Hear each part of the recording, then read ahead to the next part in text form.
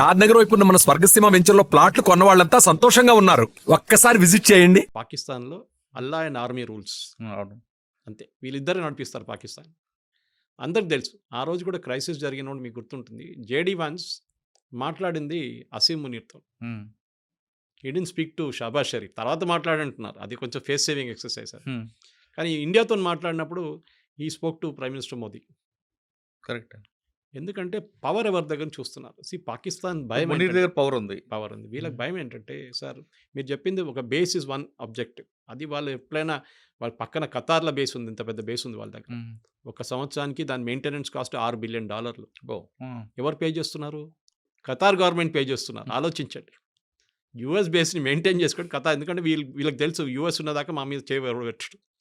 Qatar is the foundation of terrorism, అందరికి తెలుసు అది. ఉమ్, అది ముస్లిం బ్రదర్హుడ్ కానివ్వండి, అల్ఖాయిదా కానివ్వండి, ఐసిస్, అందరూ ఈవెన్ హమాస్ లీడర్స్ కూడా అక్కడే కూర్చుంటారు. కానీ వాళ్ళు ముట్టరు, యూఎస్ కూడా ముట్టరు. కానీ మన దగ్గరకు వచ్చినప్పుడు ఈ ప్రాబ్లం వచ్చినప్పుడు పాకిస్తాన్ అసీం మునీర్ ఎందుకు పిలిపించారంటే, మెయిన్లీ వాళ్ళ దగ్గర న్యూక్లియర్ మిసైల్స్ ఉన్నాయి.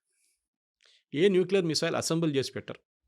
న్యూక్లియర్ వార్ హెడ్ సపరేట్గా ఉంటుంది, మిసైల్ సపరేట్గా ఉంటుంది. This is the delivery system. ఇది ఇక్కడి నుంచి అక్కడ కొట్టాలంటే ఇది. దాని మీద 50 కిలోలు పెట్టాలన్నా, 100 కిలోలు పెట్టాలన్నా, న్యూక్లియర్ వెపన్ పెట్టాలన్నా డిసైడ్ చేసేది లాస్ట్ మినిట్లో. ఉమ్, మన కైరానా హిల్స్లో మనం కొట్టినప్పుడు we didn't hit the missiles. మనం ఏం చేసామంటే వాళ్ళ కేవ్ బయట కొట్టాం. వీళ్ళందరూ అండర్ గ్రౌండ్లో పెడతారు, పెద్ద కొండ కింద పెట్టుకుంటారు. ఈవెన్ ఇరాన్లో ఫైడ్రో చూడండి, నటాన్స్ చూడండి, వీళ్ళన్ని న్యూక్లియర్ ప్లాంట్స్ అన్ని. నటాన్స్లో ఒక ప్లాంట్ పైన ఉంది, మిగతా కింద ఉంది.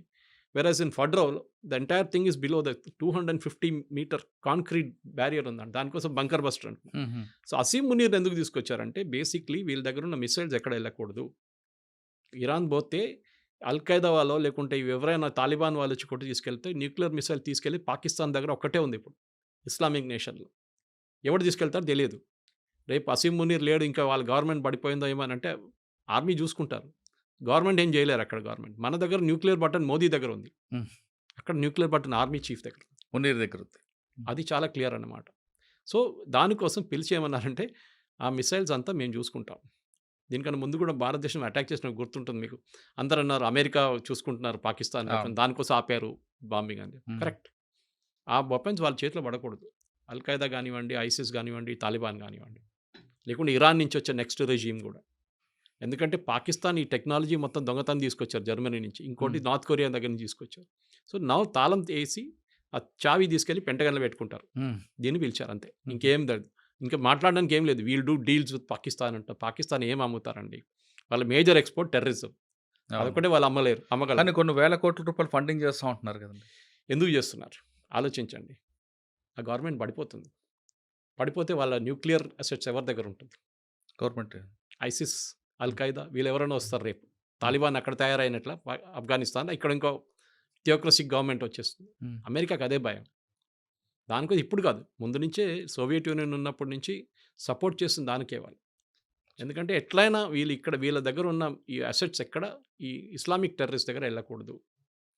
మిసైల్ అయితే నాకు ప్రాబ్లం లేదు, కానీ న్యూక్లియర్ తీసుకొచ్చి ఒక న్యూయార్క్లో పడేస్తే నెక్స్ట్ 5,000 10,000 సంవత్సరాలు న్యూయార్క్లో ఎవరు ఉండలేరు. సో అమెరికా చాలా భయం ఉంది దాని మీద అన్నమాట. వీళ్ళు స్టేబుల్ నేషన్ కాదు సార్, మనలా కాదు. మన దగ్గర స్టేబుల్ నేషన్. మనం ఒక డెమోక్రటిక్ పార్టీ ఉంది, మన ఎలక్షన్ నడుస్తుంది, ఆర్మీ ఉన్నారు, ఎయిర్ ఫోర్స్, అంతా ప్రొఫెషనల్ సిస్టమ్. వాళ్ళ దగ్గర ప్రొఫెషనల్ కాదు. ఈ ఆర్మీ చీఫ్లు కానీ ఎయిర్ ఫోర్స్ చీఫ్ పాకిస్తాన్లో ఫస్ట్ రాగానే లండన్లో ఒక పెద్ద ఇల్లు తీసుకుంటాడు. వాళ్ళకి అమెరికా ఫండింగ్ ఎవరైనా ఇస్తారు దానికి. వాళ్ళ పిల్లల్ని ఆక్స్ఫర్డ్, కేంబ్రిడ్జ్ పంపిస్తారు, లేకుంటే MIT పంపిస్తారు. మీరు చూడండి, every Pakistani general from Yahya Khan to Pervez Musharraf to general Ziaul Haq అందరు ఇదే చేశారు. మన దగ్గర ఉన్న కశ్మీరీ పొలిటీషియన్స్ కూడా ఇదే చేస్తారు. ఒమర్ అబ్దుల్లా, ఫరూక్ అబ్దుల్లాకి లండన్లో ఇల్లు ఉన్నాయి, పెద్ద ఇల్లు ఉన్నాయి. వాళ్ళ పిల్లలంతా బయట చదువుకున్నారు. సో వాళ్ళకి టెండెన్సీ ఉంది అది. దాన్ని కంట్రోల్ చేయడం మొత్తం US చేతిలో ఉందన్నమాట. ఇప్పుడు కాదు, ముందు నుంచి. That is exactly what Trump did. కొత్తది ఏం లేదు దాంట్లో. మోదీ గారిని పిలిచారు కదా డిన్నర్కి. అవును. ఈయన లంచ్ పిలిచినంత మోదీ గారు డిన్నర్కి పిలిచి నేను రానిలేపో అని చెప్పేసి ఆయన వచ్చేసాను. పూరి వచ్చారు. Ego problem. అరే నువ్వు అని పిలుస్తున్నావు, నా మమ్మల్ని ఈక్వల్ చేస్తున్నావా? Is only an army chief. వాడు కావాలని చెప్పి వాడే మెడల్ వేసుకున్నాడు ఫీల్డ్ మార్షల్ అని చెప్పి. సార్ ఫైనల్గా చెప్పండి, సోనియా గాంధీ గారి స్టేట్మెంట్ మాత్రం కేవలం ఎలక్షన్ చూడాలంట. అంతే ఇంకేం లేదు. ఇప్పుడు కాదు కదా, అంటే అటు తిరిగి ఇటు తిరిగి మన దేశంలో రెండు పార్టీలు విభేదాలు రావా? కొత్తది ఏం కాదు కదా సార్. ఇప్పుడు సోనియా గాంధీ స్టేట్మెంట్ మీద కూడా మోడీ గారు ఇంకా వేరే వాళ్ళు కామెంట్ చేస్తారు. ఇది ఒక వార్ నడుస్తుంది ఇప్పుడు, ఇన్సైడ్ వార్. మోదీ గారు కామెంట్ చేయరు. మోడీ గారు మోదీ కాకపోయినా గారు పార్టీ టీం వాళ్ళు చేస్తారు. ఎవరికొరికి మోదీ గారు ఐటీ టీం ఉన్నారు, వాళ్ళ అమిత్ మాల్వియా లాంటి ఉన్నారు, వాళ్ళు కామెంట్ చేస్తారు, చేస్తారు. అంటే డెఫినెట్గా కామెంట్ చేస్తారు. పొలిటికల్ వార్ అవుద్ది అక్కడ. పొలిటికల్ అని కాదు, మీరు ముస్లిం ఓట్ కోసం చేస్తున్నారు, నేను ఎప్పుడు రాసిస్తాను నీకు ఆ ట్వీట్ ఏముంటుందని. Hmm. మీరు ముస్లిం ఓట్ల కోసం చేస్తున్నారు, మీరు అసలు దాని కానీ ఇరాన్తో ఉన్న రిలేషన్షిప్లో ఇప్పుడు బీజేపీ ఒఫీషియల్గా ఏం మాట్లాడరు, బికాజ్ వాళ్ళకి తెలియదు ఈ గవర్నమెంట్ ఉంటుందో పోతుందో అని. అచ్చా. పోతే ప్రాబ్లం లేదు, ఉంటే మనకు ఆ పోర్ట్ కావాలి, చబార్ పోర్ట్, పెద్ద అవును. ప్రాబ్లం అవుతుంది మనకి. Next third is oil. మన ఇరాన్ దగ్గర నుంచి బ్యాన్ పెట్టే ముందు యూఎస్ బ్యాన్ పెట్టేదాకా మన ఆయిల్ వాళ్ళ దగ్గర కొంటుండే, అది కూడా రూపీ పేమెంట్లో. ఎందుకంటే మొత్తం బ్యాంకింగ్ సిస్టమ్ నుంచి బ్యాన్ చేసి పడేశారు యూఎస్. సో రూపీ పేమెంట్ ఇచ్చి మనం తెచ్చుకున్నాం. దాని తర్వాత బియ్యం తీసుకున్నారు మన దగ్గర నుంచి, బియ్యం తీసుకొని నువ్వు మనకు క్రూడ్ ఆయిల్ ఇచ్చారు. సార్ ఇప్పుడు ఈ వార్ చూస్తుంటే కొంతకాలం ఎప్పటికైనా ఆగే కనిపిస్తుందా, లేదంటే దీనివల్ల ఇంకొంచెం ముందుకెళ్ళే అవకాశం ఉందా? అల్టిమేట్గా ఏమైనా ఫ్యూల్ రేట్ పెరిగే అవకాశం ఉంటుంది? క్రూడ్ ఆయిల్ రేట్ ఎప్పుడు పెరగదండి. ఒకటి, క్రూడ్ ఆయిల్ ఎప్పుడు రేపటి కోసం వాళ్ళు కొనాం మనం, ఒక ఇయర్లీ కాంట్రాక్ట్ ఉంటుంది. ఓకే, అది మొత్తం మనకు 1 yearకి కాంట్రాక్ట్ సైన్ చేసుకుంటాం. అది ఎవరైనా ఉన్నాయి, సౌదీ అరామ్కోతోనో లేకుంటే వెనిజువేలాతోనో, ఇప్పుడు యూఎస్ వాళ్ళు కూడా సప్లై చేస్తున్నారు మనకి. ఇరాన్ మన దగ్గర ఐ థింక్ మనం లెస్ దాన్ అసలు కొనట్లేదు ఇరాన్ దగ్గర నుంచి, బ్యాన్ ఉన్న దానికి. ప్రాబ్లం ఎక్కడ వస్తుందంటే స్ట్రేట్ ఆఫ్ హార్మూజ్ అని ఉంది, మీరు చూసుంటారు. ఆ ఇరాన్ పక్క నుంచి, ఇరాక్ పక్క నుంచి వచ్చి ఒక స్ట్రేట్ ఆఫ్ హార్మూజ్ ఉంది, చిన్న వాటర్వే.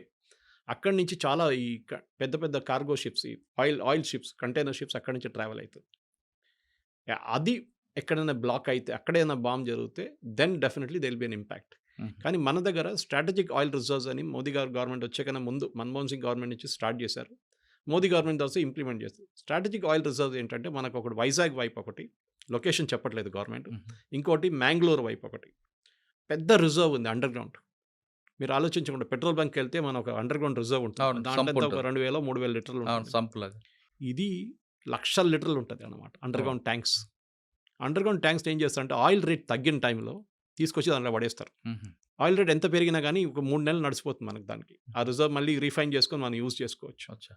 సో మన దగ్గర స్ట్రాటజిక్ రిజర్వ్స్ ఉంది, ఈవెన్ యూఎస్ మెయింటైన్ చేస్తారు. రేట్ ఎక్కువైనప్పుడు వాళ్ళు ఆయిల్ రిలీజ్ చేస్తారు మార్కెట్లో, ఉల్లిపాయలాగా అనమాట. ఉల్లిపాయలు కోల్డ్ స్టోరేజ్ ఎందుకు పెట్టుకుంటారు, ఉల్లిపాయల రేటు 100 రూపాయలు వెళ్ళగానే వాడు మొత్తం తీసి బయటపడేస్తే అది రేట్ క్రాష్ అయ్యి 50 రూపాయలకి వచ్చేస్తుంది. సేమ్ పాలసీ ఇక్కడ కూడా. ఇప్పుడు కూడా అండమాన్ దగ్గర కూడా ఇంకొక రిఫైనరీ దొరికింది, ఐడెంటిఫై చేసినట్టున్నారు కదండి. అది ప్రాస్పెక్ట్ చేస్తున్నారు, అది ఇంకా రిఫైనింగ్ స్టేజ్కి, డ్రిల్లింగ్ స్టేజ్కి రాలేదు, ఇంకా ప్రాస్పెక్టింగ్ అంటారు దాన్ని.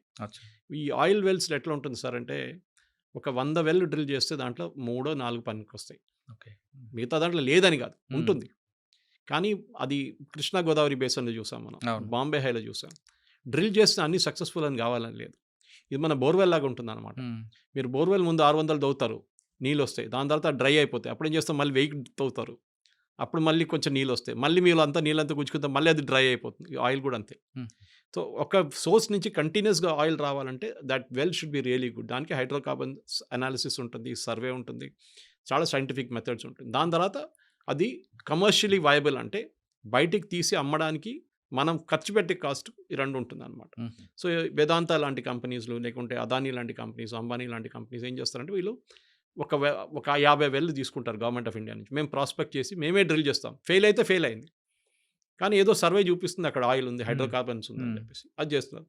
సో బహుశా ఉండొచ్చు, కానీ అది ఎంత క్వాంటిటీ ఉందో ఎంత ఉంటుందో హర్దీప్ సింగ్ పూరి గారు మన స్టేట్మెంట్ కూడా ఇచ్చారు. చెప్తున్నారు 2 బిలియన్, అదేంతో బిలియన్ క్యూబిక్ ఫీట్ ఉందంటున్నారు. చూడాలి, ఫైనలీ అది ఇంగ్లీష్ చెప్తారు, proof of pudding is eating అని. తినేటప్పుడు తెలుస్తుంది అది ఉందా లేదా అని చెప్పేసి, టేస్ట్ ఉందా లేదా అనేది. చూద్దాం, ఇంకొక 2 years 3 years వెయిట్ చేయాల్సి వస్తుంది, దాని తర్వాత దాని కమర్షియల్ వయబిలిటీ తెలిసిపోతుంది. ఓకే సార్, ఫైనల్గా చెప్పండి, ఈ వార్ ఫుల్ స్టాప్ ఎప్పుడు అంటారు? పడుతుందా పడదా లేదా?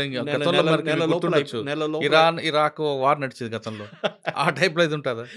ఇరాన్ ఇరాక్ అని యుక్రెయిన్ తీసుకోండి, యుక్రెయిన్ సంవత్సరాల నుంచి కొట్టుకుంటున్నారు, ఆ విధంగా ఉంటుందా? సీరియల్ లాగా అవుతుందా లేదా ఫుల్ స్టాప్ ఉంటుందా? ఉంటుంది, 1 నెల లోపల అయిపోతుందండి. ఎందుకంటే నేను చెప్పాను మీకు గుర్తున్న స్టార్టింగ్లో, ఇరాన్కి హోల్డింగ్ కెపాసిటీ లేదు ఎక్కువ, వాళ్ళకు ఉన్నది ఒకటే ఆయిల్ రిజర్వ్ ఒకటే, మిసైల్ రిజర్వ్ కూడా తగ్గిపోతుంది వాళ్ళది. ఓకే, హూతీలు సపోర్ట్ చేయట్లేదు, హెజ్బుల్లా సపోర్ట్ చేయట్లేదు, హమాస్ సపోర్ట్ చేయట్లేదు. వాళ్ళు ఇప్పుడు ఏం చేయాలి, వాళ్ళు కంప్లీట్లీ ఐసోలేట్ అయిపోయారు. యూఎస్ ఏమో ప్రెషర్ పెడుతున్నారు దానికోసం. ట్రంప్ ఏం చెప్పారు, నేను 2 వారాలు టైం ఇస్తాను అని చెప్పారు. 2 రోజులు కాదు, 2 వారాలు. So think over it. ఈ 2 వారాల్లో వాళ్ళ దగ్గర మొత్తం అన్ని మిసైల్స్ అయిపోతుంది క్వాంటిటీ. లాంచింగ్ సైట్స్ని ఇజ్రాయెల్ కొడుతున్నారు, వాడు బయటికి తీసుకొచ్చి లాంచింగ్ సైట్ పెట్టగానే మన దివాళీ పటాకాకి బాటిల్ పెడతాం చూడండి, పెట్టంగానే దాంట్లో రాకెట్ పెట్టే ముందు ఆ బాటిల్ కొట్టేస్తున్నాడు. అది వీళ్ళు చేస్తున్నారనమాట.